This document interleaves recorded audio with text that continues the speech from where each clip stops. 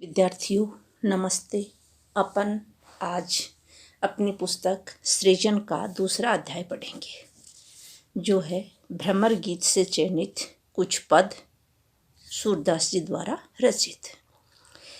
सूरदास जी का जन्म जो है वो 1483 ईस्वी में और इनकी मृत्यु 1563 ईस्वी में। सूरदास का जन्म दिल्ली के निकट सीही नामक ग्राम में हुआ था। रुनकता के गऊ घाट पर उनकी भेंट महाप्रभु वल्लभाचार्य से हुई।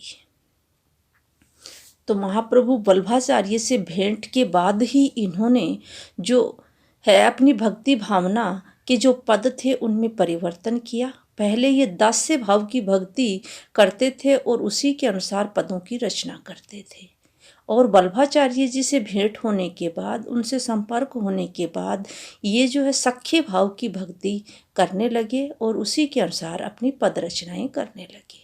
उन्होंने सूरदास को वल्लभ संप्रदाय में दीक्षित किया तथा भागवत कथा सुनाई वल्लभाचार्य जी ने, जिसके आधार पर कवि ने उच्च कोटि के साहित्य का सृजन किया। सूरदास ने ब्रज भाषा में श्री कृष्ण की लीलाओं का सुंदर चित्रण किया है। तो सूरदास जी की भाषा ब्रज है और ये कृष्ण भक्ति काव्य धारा के कवि हैं। कृष्ण की लीलाओं का गुणगान इन्होंने किया है।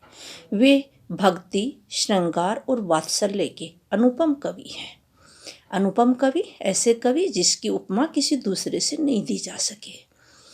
तो भक्ति पर, श्रृंगार और वात्सल्य तीनों रसों के ऊपर इन्होंने अपने काव्य का सृजन किया है। सूरदास की प्रमुख रचनाएं 3 मानी जाती हैं। पहली है सूर सागर, सूर सारावली और साहित्य लहरी। इनमें सूर सागर इनकी अक्षय कृति का आधार ग्रंथ है। सूर सागर, सूर सारावली और साहित्य लहरी तीनों में सबसे मुख्य और जो प्रभावी है वह है सूर सागर, जो उसकी अक्षय कृति, ऐसी कृति, ऐसा यश जिसका अक्षय न हो, कभी न समाप्त होने वाला यश। सूरदास अष्टछाप के शीर्ष कवि हैं। तो अष्टछाप के नाम से ही स्पष्ट है कि 8 कवि हुए हैं हिंदी साहित्य में, और अष्टछाप का जो गठन है वो हुआ था 1565 में। और इसमें क्या है कि 8 कवियों में 4 कवि तो वल्लभाचार्य जी के शिष्य थे और 4 कवि वल्लभाचार्य जी के बेटे विठलनाथ के शिष्य थे। तो इनके 8 के मैं आपको नाम बताती हूँ। वल्लभाचार्य जी के जो शिष्य थे वो थे कुंभनदास, परमानंद दास, सूरदास और कृष्णदास। विठलनाथ के जो शिष्य थे वो थे गोविंद स्वामी, चित्त स्वामी, नंददास और चतुर्भुज दास। इस प्रकार से ये 8 अष्टछाप के कवि हिंदी साहित्य में कहलाते हैं। और इन अष्टछाप के कवियों में सबसे प्रमुख जो थे वो थे सूरदास।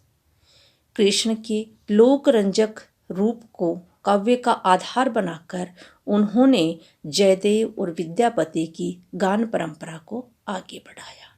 तो इन्होंने जो कृष्ण को केंद्र में लेकर के अपने काव्य का सृजन किया है। कृष्ण भक्ति काव्य धारा के ये कवि हैं और कृष्ण का जो लोकरंजक रूप है उसको लेकर के इन्होंने अपने काव्य का सृजन किया है, जिस प्रकार से जयदेव और विद्यापति ने किया था। सूरदास का काव्य हिंदी साहित्य की अमूल्य निधि है। उनके बारे में सच ही कहा गया है, सूर सूर तुलसी ससी उडुगण केशवदास। तो इसका अर्थ क्या है कि सूर जो है वो सूर है, सूर्य के समान है। सूरदास जी जो हैं उनका प्रकाश या हिंदी साहित्य में उनकी प्रसिद्धि सूर्य है के समान है, और तुलसीदास शशि के समान है, चंद्रमा के समान। उडुगण, उडुगण होते हैं तारे, केशवदास तो तारे के समान प्रकाशमान हिंदी साहित्य में केशवदास है। तो सूरदास जी का जो प्रकाश है वो सूर्य के समान है, तुलसीदास जी हिंदी साहित्य में शशि के समान प्रकाशित हैं तथा तारे के समान केशवदास प्रकाश फैलाते हैं। जबकि अब के कवि, वर्तमान के कवि क्या हैं? खद्योतसम, जुगनू के समान है। खद्योत होता है जुगनू, जुगनू के समान है, जो यहाँ वहाँ करत प्रकाश, मतलब थोड़ा बहुत थोड़ी ही दूरी में उनका प्रकाश फैलता है। इसका मतलब ये है कि अब के कवि जो हैं उनका प्रभाव क्षेत्र बहुत ही सीमित है। हिंदी साहित्य में सूरदास जी का प्रभाव क्षेत्र जो है वह उसका प्रकाश सूर्य के समान है, तुलसीदास जी का प्रकाश शशि के समान है, केशवदास का प्रकाश तारों के समान है। जबकि अब के वर्तमान के कवि जो हैं उनका प्रभाव क्षेत्र बहुत ही कम है, जुगनू के समान। आगे देखो, इस पाठ में सूरसागर की भ्रमर गीत से 6 पद लिए गए हैं। तो भ्रमर गीत से पढ़ रहे हैं अपन, और भ्रमर गीत किसका हिस्सा है? सूरसागर का। सूरसागर के भ्रमर गीत से 6 पद यहाँ पर लिए गए हैं। श्री कृष्ण ने विरह वेदना से व्यथित गोपियों को सांत्वना देने हेतु उद्धव को भेजा। यानी श्री कृष्ण गोकुल से जब मथुरा चले जाते हैं तब गोकुल में जो गोपिकाएं हैं वो क्या होती हैं? उनके वियोग में बहुत दुखी होती हैं। तो उनको सांत्वना देने के लिए किसे भेजा? उद्धव को भेजा। उद्धव उन्हें, गोपियों को, निर्गुण ब्रह्मा, जिसका कोई गुण नहीं होता है, ऐसे ब्रह्मा एवं योग का उपदेश देते हैं। तभी वहाँ एक भोरा आता है, भ्रमर आता है। गोपियाँ भ्रमर के बहाने उद्धव को जवाब देती हैं। उन्हें कड़वी ककड़ी के समान योग का उपदेश अरुचिकर लगता है। उनके लिए मिलन और विरह दोनों स्थितियों में श्री कृष्ण से लगाव लाभदायक है। यानी उद्धव के द्वारा जो दिया गया निर्गुण ब्रह्मा का और योग का जो उपदेश है वो गोपियों को नहीं भाता है, नहीं अच्छा लगता है। उन्हें तो चाहे वियोग हो और चाहे मिलन हो, कृष्ण का सामीप्य या फिर उससे बिछोह ही अच्छा लगता है। मथुरा काजल की कोठरी के समान है। उनकी आंखें, काजल की कोठरी का मतलब है कि यहाँ सब कपटी हैं, छल करने वाले हैं। उनकी आंखें कृष्ण दर्शन को व्याकुल है, बेचैन रहती हैं। वे निर्गुण ब्रह्मा के रूप, निर्गुण जिसका कोई रूप गुण आकार प्रकार नहीं होता है उसे कहते हैं निर्गुण ब्रह्मा। तो निर्गुण ब्रह्मा के रूप, उसका रंग, उसका निवास स्थान, माता पिता आदि का ब्यौरा जानना चाहती हैं, आदि के बारे में जानना चाहती हैं पूरा विस्तार से, कि ये निर्गुण ब्रह्मा का आप जो संदेश लेकर के आए हो इसका कैसा रूप है, इसका कैसा रंग है, कि ये कहाँ निवास करते हैं, इसके माता पिता कौन हैं, ये सब वह विस्तृत रूप से जानना चाहती हैं। कृष्ण की याद दिलाने वाले वन उपवन, लता वितान, वितान होता है विस्तार, फैलाव, लताओं का फैलाव, यमुना आदि विरह काल में भीषण संतापदायक बन गए हैं। यानी यही सब क्या थे? ये प्रकृति के जो उपादान हैं, वन हैं, उपवन हैं, लताएं हैं, यमुना जो नदी है, ये सब क्या है? जब कृष्ण थे, मतलब मिलन उसका था, तब क्या था कि ये बहुत ही सुखदायक लगते थे, बहुत ही मन भावन लगते थे। लेकिन अब ये सारे प्रकृति के उपादान कृष्ण नहीं होने के कारण और विरह के कारण सारे क्या लगते हैं? अत्यधिक भीषण, अत्यधिक संतापदायक, कष्टदायक लगते हैं। अब अपन पढ़ते हैं। देखो, भ्रमर गीत से चयनित कुछ पद हैं जिसमें 6 पद लिए हैं। तो अपन सबसे पहले पहला पद पढ़ते हैं। देखो, पहले पद में मैं आपको साथ साथ ही इनके अर्थ बताती चल रही हूँ। हमारे हरि, हरि कृष्ण के लिए आया है।